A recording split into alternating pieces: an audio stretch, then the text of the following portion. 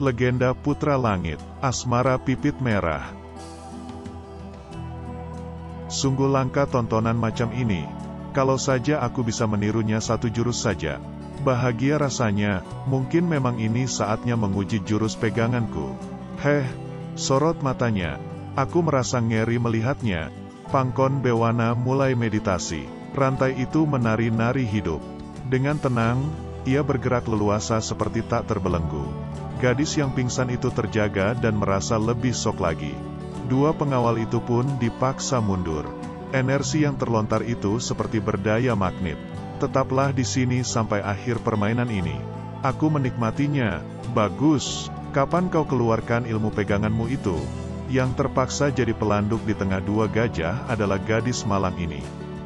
Datuk Saji terus berupaya dengan toyanya. Kenapa? Tenaga dalam Pangkon Bewana terlalu besar untuk diterima akal. Selalu ada kemungkinan tenaga yang dilempar Datuk terpental melawan dirinya sendiri. Ternyata jurus peganganku belum perlu ku pamerkan. Dia tak setangguh yang kubayangkan. Aduh, tak kusangka, aku harus menguras tenagaku. Datuk Saji mendoncang tubuhnya untuk mencapai posisi yang lebih baik. Maunya menghimpit Pangkon Bewana. Benarlah, Pangkon Bewana agak kewalahan. Bagaimana, kalau jera, berlututlah. Omong kosong, tak terduga, lengan Pangkon Bewana mengeluarkan asap pekat diiringi tawa sinisnya. Mengelembung bola, bongkahan itu naik ke bahunya. Wajahnya pun berubah sejenak. Mengerikan. Ketika asap pekat lenyap, yang tinggal hanya lengan yang menciut. Sekalipun kaya akan pengalaman perang, tak urung ia kaget dengan pemandangan di depannya ini. Bola pekat itu berpindah ke bahu lainnya dan mengarah pada toya milik Datuk Saji. Melihat bahaya datang, Datuk Saji menyodorkan toyanya.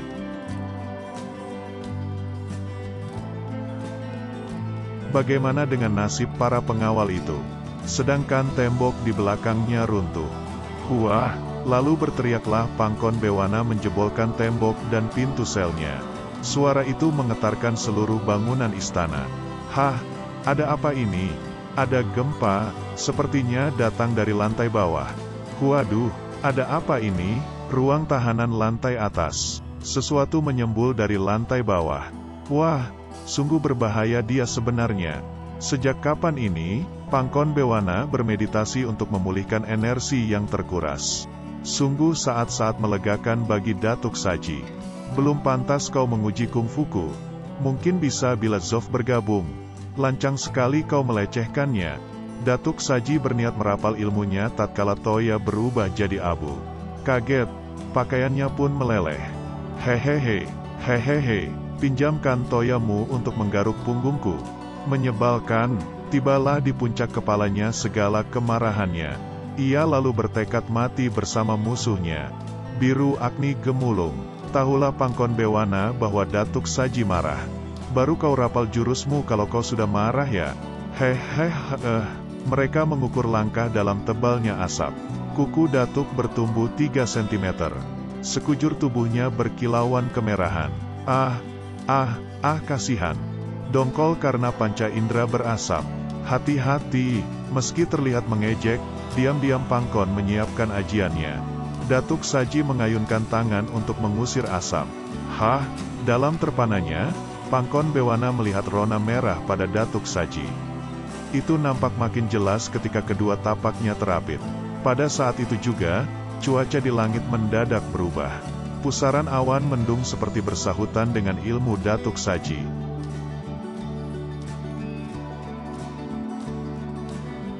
Jangan emosi, Datuk Saji. Keselamatankulah yang harus kau utamakan. Jangan sampai kalian berdua binasa. Tujuan utama kita adalah menghadapi Jabrik Wanara. Ingat, hei, tua, terus terang aku sudah bosan hidup. Ayo mati berbarengan. Saat-saat serius Pangkon Bewana tiba, namun segera Datuk Saji mengelak. Maka jadilah ruang tahanan itu sebagai pelampiasannya. Beruak, bangunan sekokoh itu, jadi seberapa besar kekuatan yang membinasakan itu? Asem, permainan apa pula ini? Ya, sudahlah. Untunglah tadi aku menahan diri. Kalau tidak habislah kami berdua. Aku menyesal, hampir saja aku mementingkan diri. mengkhianati janji setiaku pada Raja Zof. Agak lama Datuk Saji menenangkan dirinya. Baik, aku menyerah, anggaplah saja aku sudah kalah. Memang sebenarnya dirinya belum bisa dikalahkan Datuk Saji.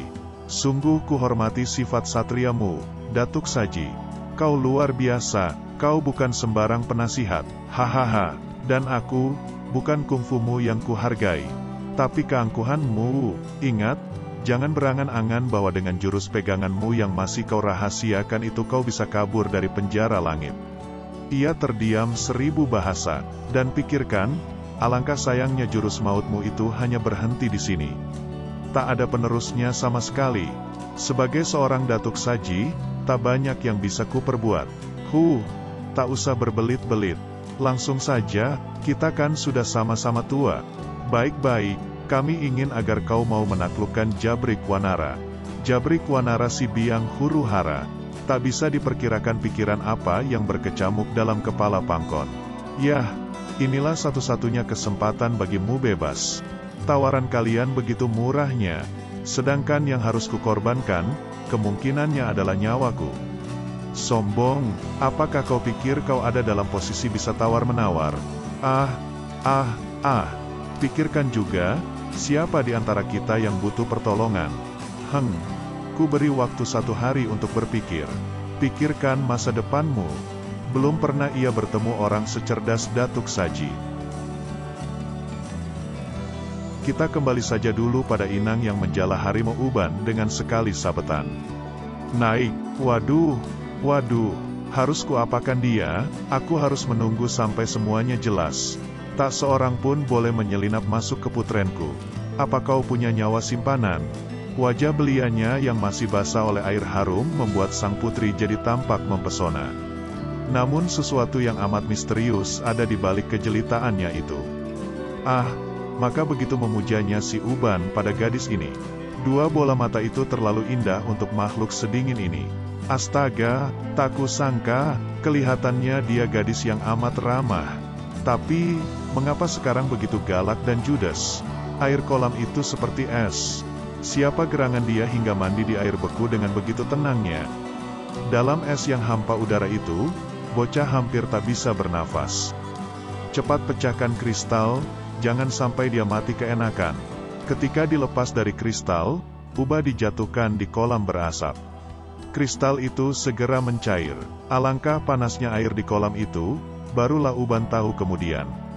1 kali menjerit, lalu ia dinaikkan. Hahaha, dasar bocah cilik, kenapa dia menyebutnya bocah cilik? Kenapa bukan Uban? Dia masih juga belum berubah. Meski 2-3 tahun aku tak sua dia. Aduh, makin dekat pada sang pujaan, ia merasa makin gentar. Aku takut, tapi aku bahagia. Aku rela mati sekarang. Aku melihatmu beberapa tahun lalu. Kok kau tak berubah juga? Katakan apa maksudmu kemari? Sungguh, semata-mata hanya untuk mengagumi kejelitaan tuanku putri. Hatinya melayang melihat seluas senyum tersungging di bibir pipit merah. Seperti pungguk merindukan bulan. Dia bakal mati penasaran. Bodoh benar, senyum itu cuma sekejap saja. Bro, wanita seperti itu, sungguh harimau Uban tak mau mengukur dirinya. Bagaimana bisa mencintai wanita begitu cantik dan tinggi ilmunya? Bercerminlah dulu bocah cilik. Hadapi kenyataan. Padahal aku sama sekali tak berniat buruk. Kenapa harus ditendang? Memandang padanya saja kau tak pantas, tahu. Musti diapakan dia nona? Aku masih kasihan padanya. Soalnya dia mengagumiku. Bagaimana kalau kita suruh dia mandi lagi? Ampun, para inang itu bersungguh-sungguh dalam perkataannya. Kejam kau nona. Katakan sebisanya, apa kejahatannya, sehingga kau menyiksanya? Pantaskah itu? Dengan lengan yang masih terasa ngilu, mereka terpukau. Ada lagi bocah hitam ini. Kungfunya pasti lumayan sampai tak kusadari kehadirannya. Siapapun Anda, ketahuilah, tak seorang pun boleh hidup setelah menyelinap ke tamanku ini. Aku ini teman baik Uban. Mohon, ampuni dia sekali ini saja. Baik, asal kau mampu berendam dalam kedua kolamku itu, selama lebih dari 15 menit. Tak usah sampai berkorban Tuan Pendekar. Terlalu berbahaya. Tenang saja, tenang. Raja Wali bertindak sesuai ucapannya. Segera saja tubuhnya terbungkus es. Ia merasa mengelinding dalam bongkahan es itu. Aneh, seharusnya ia sudah mati. Air itu lebih dingin 10 kali dari es. Cepat naik Tuan Pendekar. Jangan berendam terlalu lama. Ketika ia duduk bersemedi, perlahan kristal itu retak. Krak, begitu pecah, Raja Wali segera melompat ke kolam air panas. Untuk melepaskan diri dari panas yang menyengat ini, ia terpaksa lebih meningkatkan energinya. Oh, tak kusangka, masih semudah itu. Wah, hebat sekali dia. Hihihi, selamatlah nyawaku. Pendekar itu memang hebat, perlu dipanggilkan 4 selendang maya. Cuma ada 2 saat ini. Panggilkan, yang dimaksudkan adalah 4 pengawal istimewa Pipit Merah. Berkat meditasinya, Raja Wali cepat menyesuaikan suhu badannya. Ia padukan suhu panas dan dingin itu untuk memperlancarkan sirkulasi darahnya. Energi yang meledak itu membutuhkan penyaluran segera. Ia memaksa dorong air kolam dengan tenaga dalamnya. Tampaklah kemudian pilar air yang melesat ke tepi kolam. Wah, apa yang terjadi? Hebat, hebat Tuan Pendekar. Air berkecipak ketika Raja Wali muncul ke atas permukaan kolam. Tiba-tiba ia memicingkan sebelah mata memperlihatkan kebanggaannya. Namun segera ia terjun ke kolam dingin. Bukan main terejeknya Pipit Merah. Kini, dengan adaptasinya, Raja Wali memanfaatkan keistimewaan kedua kolam itu. Ia masih terbungkus es namun amat tipis. Ini pertanda ia sudah menguasai kekuatan es itu. Pilar es itu meledak di ketinggian. Lalu begitu saja ia melesat ringan tak bersuara. Di tempat tinggi, pilar es itu pecah memuing. Wah, luar biasa, dan es kecil-kecil itu mencair di udara. Pipit Merah bermeditasi untuk mengusir tajamnya pecahan es yang mengejarnya itu. Sok aksinya Raja Wali makin menjengkelkan Pipit. Raja Wali menyapa udara dengan lincahnya. Naik menukik meninggalkan bekas asap. Wajahnya kembali ke warna aslinya yang kemerah-merahan. Setelah puas melayang-layang, ia merapal energi api. Dalam waktu bersamaan, air kedua kolam mendidih. Ingat, jangan sampai bocah berbulu putih itu terluka. Biar Nona sendiri yang melakukannya. Bocah yang satunya lagi, biarkan aku yang menanganinya. Terdengar derap langkah bercampur bunyi berdesing. Tidak bisa, aku lebih berhak. 2 putri selendang nyawa segera lenyap. Aduh, terlalu panas ini. Aduh, Tuan Pendekar, untuk apa berbuat begini? Dari kepala Raja Wali keluar asap. Ia terus meningkatkan semedinya. Ternyata meditasi dalam kolam perpaduan suhu ini sangat istimewa. Tak salah aku memilih mengikut Uban ke tempat. Ketika ia muncul, ia mendengar suara di dekatnya. Oh, sebuah alat untuk menghabisi nyawa seseorang. Walah, apalagi itu? Ternyata benda itu tak hanya satu. Ia mengepung Raja Wali. Raja Wali hanya punya waktu sedetik untuk berkelit. Aku menang. Aku memenangkannya. Benar, satu dari benda itu menaungi Raja Wali. Melihat permainan Raja Wali, Pipit Merah bukan alang kepalang terhinanya. Kesal, kolam itu miliknya. Namun dimanfaatkan begitu rupa oleh musuhnya. Permainan Raja Wali berakhir dengan datangnya 2 putri selendang maya. Yang jelas-jelas panik adalah Harimau Uban, si pembuat gara-gara. Raja Wali untuk sesaat tidak bisa berpikir apa-apa. Mengkonsentrasikan energinya ke kepala, urat-urat di lehernya menonjol. Mata-mata pisau itu jadi leleh seperti menyentuh api panas. Kita gagal. Bersama dengan kebingungan yang menyelimuti Pipit Merah, senjata pembunuh itu hancur lembur. Hei, hukumlah kami, karena kami menyelinap masuk istanamu. Tapi untuk apa membunuh kami? Lalu Raja Wali menarik sebuah rantai hingga sang empunya terjengkang ke dekatnya. Dengan ringan ia menapakkan tangannya dengan tenaga setengah. Lalu terdengar suara aneh. Sebenarnya Raja Wali hanya ingin membuat lainnya jera. Loh, kok sakit? Ketika tapaknya terasa sakit, barulah ia tahu lawannya memakai tameng di dadanya. senjata lawannya pun segera menyerang. Belajar dari pengalaman, Raja Wali menenggelamkan dirinya. Hehehe, sampai berapa lama kau bertahan? Tarian senjata itu berdesing gemerincing terus di permukaan kolam. Nyawa Raja Wali terancam dari detik ke detik. Kejengkelan terbit oleh lamanya Raja Wali berendam. Mata Pipit terkonsentrasi menyelidik di mana lawannya. Sorot mata yang mengerikan itu bekerja keras. Ha, ini dia. Bagus begitu, aku kan sudah bosan menunggu. Begitu saja Putri Selendang Maya melemparkan senjata. Namun ia harus terperangah kecele. Belum lagi ketika muncul sesuatu. Kungfu macam apa itu yang dia miliki? Aku tak mengenalnya. Pilar air yang mengandung energi itu menendangnya. Tampak Raja Wali berdiri tegak di dasar kolam seraya mendorong pilar buatannya. Rupanya, ada pengalaman ketika ia beristirahat di sebuah danau. Ada sebuah pilar air melesat dari dalam danau. Tak, lalu tepat mengenai seekor belalang di dekatnya. Belalang itu hilang jatuh di air. Loh, bagaimana kejadiannya tadi? Belalang tadi masuk ke dalam mulut seekor ikan. Nah, itulah yang direkam dalam benak Raja Wali hingga kini. Bagus sekali Tuan Pendekar, energi terasa kuat dari badan Pipit. Seperti ada bayangan gerak-gerik burung ketika Pipit menukik sambil berteriak. Ia menarikkan kedua tangannya dengan begitu aneh. Maka tersedotlah sepertinya isi kolam itu. Air menyibak dan Raja Wali kehilangan tempat bersembunyinya. Dia masih begitu muda, wanita lagi. Namun ia bersiap melayani kegigihan Pipit. Mau menghadang? Baguslah, mendadak Pipit meliuk ke belakang dengan lincahnya. Lumayan, sayangnya lamban. Bahkan sebelum habis ucapannya, kakinya sudah bekerja. Tahu kau, permintaanmu itu keterlaluan. Harusnya, kau ini dihukum mati lebih dari sekali. Air tercurah kembali ke kolam dan Pipit tetap tenang. Segera ia tak tampak dari pandangan. Raja Wali yang belum siap, gagal melihat Pipit. Duh, gerakannya memaksa Raja Wali terpojok ke dinding.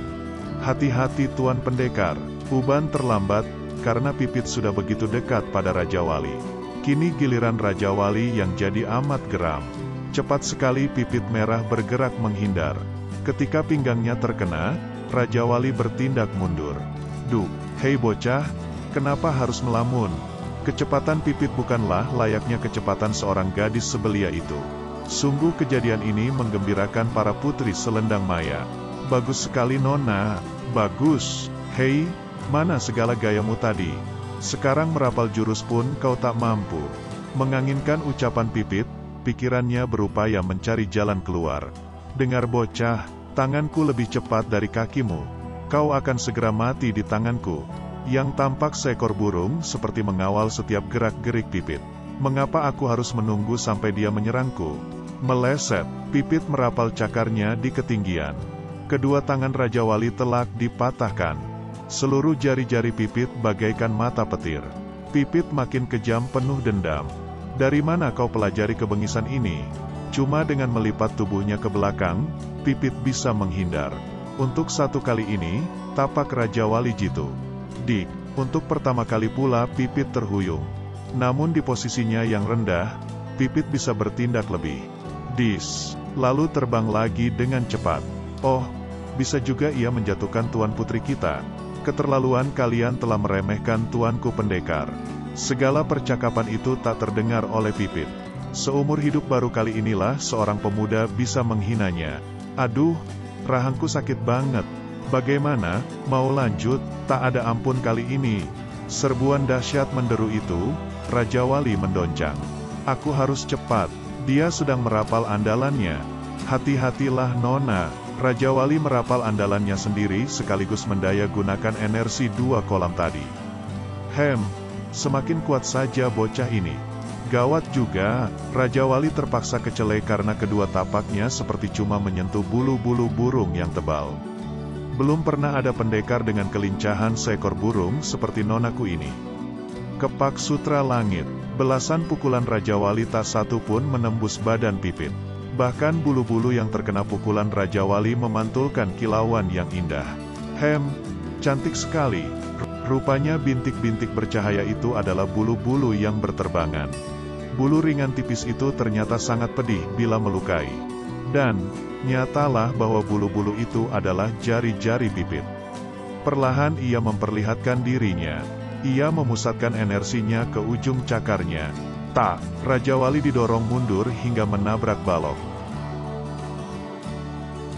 Krak, oleh desakan tenaga Pipit pada raga musuhnya, balok itu retak berat. Luar biasa, itulah sejatinya kesaktian Tuan kita. Melihat Raja Wali tertancap di balok, Pipit turun dengan ringannya. Perlahan-lahan ia mengendurkan urat syaratnya. Bocah itu memaksa aku menenangkan diri selama paling sedikit 10 hari. Masa harus kubiarkan dia hidup? Ambilkan pedang saktiku. Tergopoh-gopoh mereka meladeni kemarahan majikannya. Loh, untuk apa lagi dia menyuruh ambil pedang saktinya? Dia, si Pipit itu, mau membunuh pendekar saktiku. Padahal, dialah penyebabnya dalam kesulitan ini. Pintu terbuka, dan pedang itu tersaji. Sudah saatnya pedang ini diberi pekerjaan. Pedang itu berkilau-kilauan dengan cahaya merah. Ia menarikan benda tajam itu dengan sebelah tangan. Nona, Nona, semua ini salahku. Aku yang mengajaknya. Dia tak tahu aku akan menyelinap kemari. Ampunilah, aku bersedia Nona perbudak. Apapun Nona, aku mau serahkan hidupku bagi Nona. Hahaha, tak tahu diri. Siapa mau orang jelek macam dirimu? Uban, sungguh sia-sia mohon ampun pada wanita tak berhati itu. Nona, ketahuilah, kalau bukan karena pandanganku yang kabur tadi, kau takkan mampu penjarakan aku begini. Ah, Raja Wali menghentakkan tenaga melepaskan diri. Pipit mundur saking kagetnya. Bangkit, pria jantan tak boleh menyembah wanita untuk minta ampun. Hahaha, lihatlah, badan kita sama-sama terluka. Pipit menggeretakkan giginya. Para dayang segera menyingkir. Sudahlah, tak usah diteruskan. Maafkan saja kehilafan kami. Wait, kalian pikir ini tempat persinggahan? Datang pulang seenaknya. Heran aku ada wanita sekeras kepala ini. Di mana kewanitaannya? Para dayang dan putri selendang maya saling berbisik. Merasa tak ada gunanya mengetuk pintu hati sang dara, Raja Wali bangkit berdiri lagi. Pipit tak menduga masih ada semangat pada Raja Wali. Ia eratkan pegangannya pada sang pedang untuk tebalkan percaya dirinya. Cepat sekali Raja Wali bereaksi. Pedang tertangkis, tapi berkas sinarnya begitu kuat. Mari, adu tenaga dalam kita. Saat itulah muncul seuntai rantai. Belum sempat terkejut, rantai itu sudah melilit. Hai, menyerahlah, peluangmu sudah habis. Rantai itu merupakan untaian mata pisau yang tajam. Ia mengunci tubuh Raja Wali. Gerakan demi gerakan menimbulkan kenyerian di setiap inci tubuhnya. Semakin ia memaksa diri, semakin nyeri terasa. Kini giliranmu untuk merasa terhina ya. Berlututlah, kau sendiri yang mengatakan bahwa pemuda jangan sampai mengemis ampun pada wanita. Sekarang, kau bersedia menelan sendiri kata-katamu. Jangan, para dayang itu sungguh gembira melihat majikannya puas. Sama sekali Raja Wali tidak rela menerima perlakuan wanita ini. Abislah kau, maafkan aku Sri Gunting. Maafkan aku Yunda Nuri. Tiba-tiba pikiran Pipit berubah. Getaran di tangannya terhenti seketika. Apa gerangan yang ada dalam benak gadis ini? Selesaikan saja Nona. Tunggu apa lagi Nona? Air mata terus mengalir dari mata Uban. Raja Wali menantikan dengan perasaan aneh. Pipit membalikkan tubuh meninggalkan Raja Wali. Nona, kurung mereka di penjara. Penjara, mengapa tak dibereskan saja? Nona tidak apa-apa kan? Banyak bicara kalian. Lakukan saja, minggir, mau kulihat tampangmu, kok sampai nonaku mengampunimu? Raja Wali menegadah perlahan, memandang perginya Pipit merah. Tak terduga Pipit menengok, mata mereka berdua beradu pandang. Perasaan aneh menyelinap. Kau baik-baik saja pendekar sakti. Dengan pengawalan ketat mereka dibawa ke penjara. Takkan bisa lari kemanapun.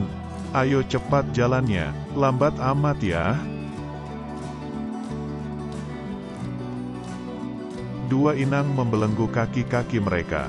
Sebuah belenggu unik. Kau tahu ini yang namanya belenggu semesta. khusus bagi tahanan istimewa, pantas untukmu, hahaha. Oh, aku pernah dengar nama itu. Benar, klak, suaranya keras ketika belenggu itu dikunci. Terdengar gemerincing elemen yang saling bersentuhan.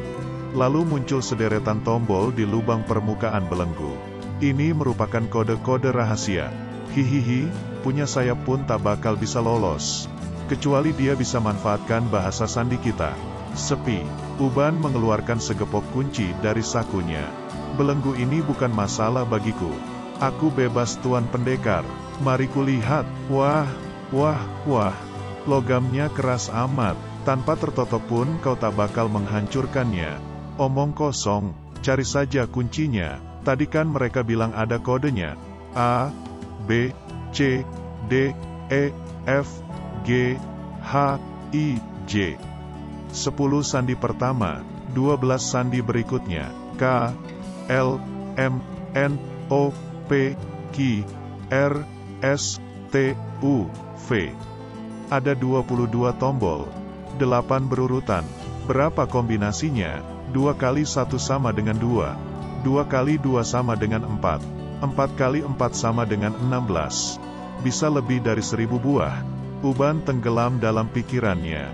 Sementara itu, 1 jam sudah lewat. Wow, ketemu. Sungguh encer otakku. Bagaimana? Seluruhnya berjumlah 12.893.126.400 buah. Hah? Istana Zouta. Bagaimana reaksi Pangkon Bewana itu, Datuk Saji? Karena tak punya pilihan, kurasa dia bersedia tuanku. Aku tahu kunci rahasianya. Dia sangat tergantung pada kemurahan kita. Kau sudah tahu jurus rahasianya. Jurus itu mampu menjadi pijakan banyak jurus-jurus kelas atas yang luar biasa. Hahaha, aku jadi ingin memilikinya. Mendadak wajahnya jadi kusut, sekusut-kusutnya. Dengan cara apa aku bisa mengatasinya? Tenanglah tuanku, aku sudah menyiapkan paku hati 1000 sukma. Tapi pengorbanan yang dibutuhkan amat sangat besarnya. Tak ada hal besar yang tak menuntut suatu yang besar pula. Hehehe, bukankah korban akan banyak berjatuhan tanpa usaha penyelamatanku terlebih dahulu? Jadi ada 2 pilihan, biarkan Pangkon Bewana melawan Jabrik, atau tuanku meningkatkan kungfu tuanku. Satu lagi harapanku, Ayu Pualam bisa tiba beberapa hari lagi. Air keramat dari gurunya itu kuharapkan bisa besar manfaatnya. Hari lain di penjara langit. Pangkon menanti Datuk Saji dengan enggan. Nah, silakan Anda kemukakan keputusanmu yang pasti kau sudah pikirkan dengan matang. Hahaha, jangan bermimpi terlalu muluk. Aku tahu matiku sudah dekat. Jadi buat apa susah-susah membela kalian? Kalian lawanlah sendiri si Jabrik Wanara. Silahkan, silahkan. Sungguh sebuah jawaban yang tak sesuai dengan pertimbangannya kemarin. Kecewa, marah, putus asa, atau semangat lain yang harus dialami Raja Zof. Ia harus segera memutuskannya. Selanjutnya di Legenda Putra Langit 17. Perjanjian Semu di Pagoda Kidang. Terima kasih telah menonton dan jangan lupa subscribe-nya.